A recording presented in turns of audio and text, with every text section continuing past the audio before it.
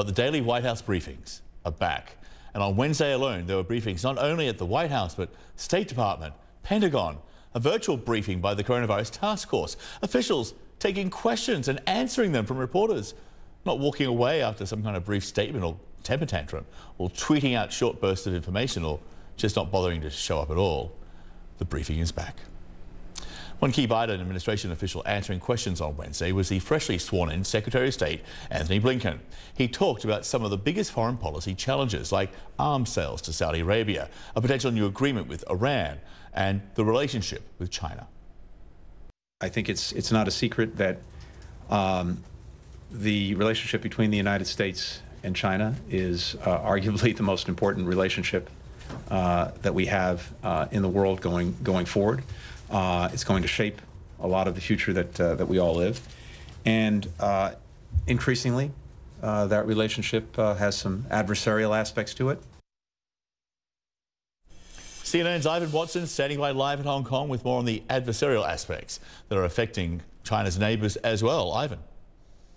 Yeah, and John, worth noting that he went on to say that there were also cooperative and competitive aspects to this relationship.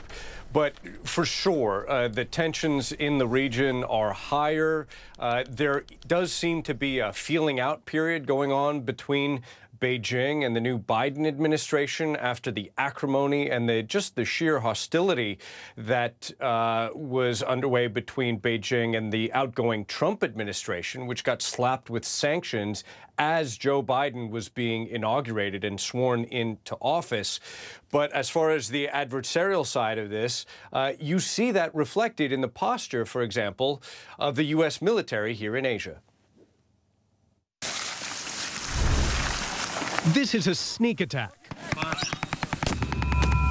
A war game beneath the iconic heights of Japan's Mount Fuji, where the U.S. military practices landing small teams of Marines deep behind enemy lines.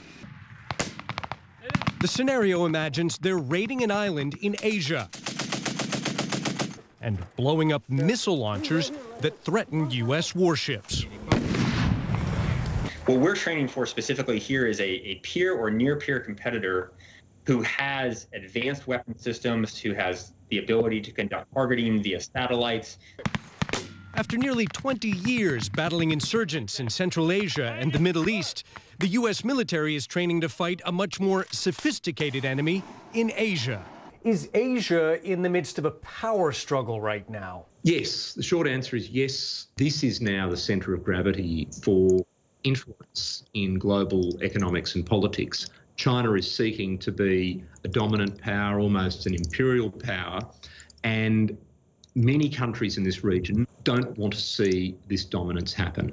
One of the biggest international challenges facing President Biden is a relationship with China that grew increasingly hostile under the Trump administration. President Trump was right in taking a tougher approach to China. I disagree very much with the way that he went about it in a number of areas, but the basic principle was the right one. In a speech to the World Economic Forum this week, China's leader called for more cooperation, not conflict. The misguided approach of antagonism and confrontation, be it in the form of Cold War, hot war, trade war, or tech war, would eventually harm every nation's interests and sacrifice people's welfare. But China under Xi Jinping has been quick to flex its military and economic muscles.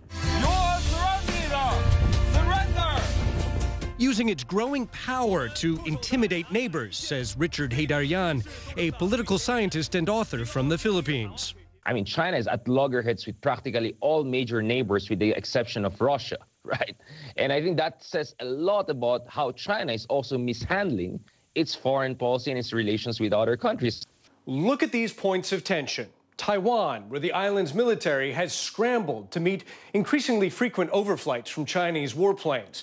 The Himalayas, where Chinese and Indian troops have been fighting deadly border skirmishes.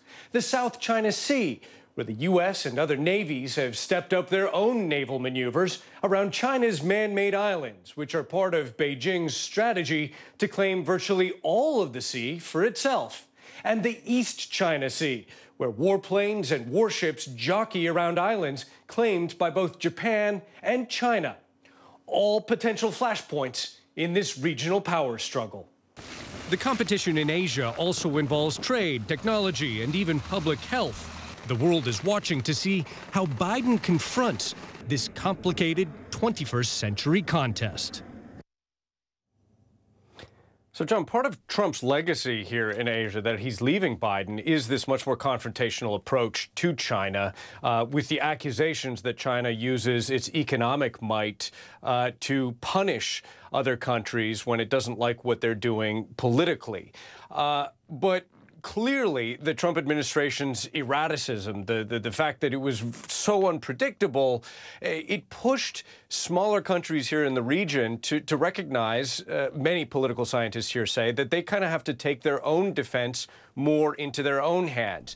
That compounded with what many countries here perceived as China's much more aggressive posture here has resulted in something really interesting, where countries like India and Australia and Vietnam and Japan have all been getting closer together with their own bilateral and trilateral agreements and defense cooperation. And then the Quad has gotten more active. That's the Australian, Indian, Japanese, U.S. kind of loose conglomeration.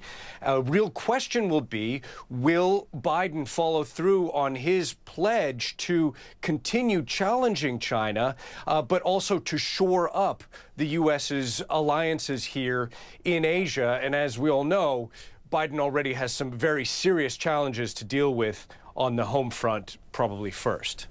John? Just a few. Ivan, thank you. Ivan Watson live for us there in Hong Kong.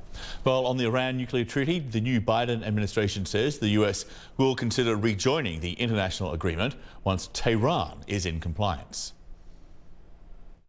If Iran comes back into full compliance with its obligations under the JCPOA, the United States would do the same thing, and then we would use that as a platform to build with our allies and partners what we call a longer and stronger agreement, and to deal with a number of other issues that are deeply problematic in the relationship with Iran. But we are a long ways from that point. A day before Blinken's remarks, Iran threatened to block short-notice inspections of its nuclear facilities. Tehran is demanding an end to US economic sanctions before rejoining the nuclear deal. Well, the Biden administration has paused a pending arms sale to Saudi Arabia and the United Arab Emirates while it reviews the agreements. The reviews are typical for a new administration, but could also signal a change in policy. At the end of last year, the Trump White House pushed through a number of arms sales to Riyadh and Abu Dhabi, including 50...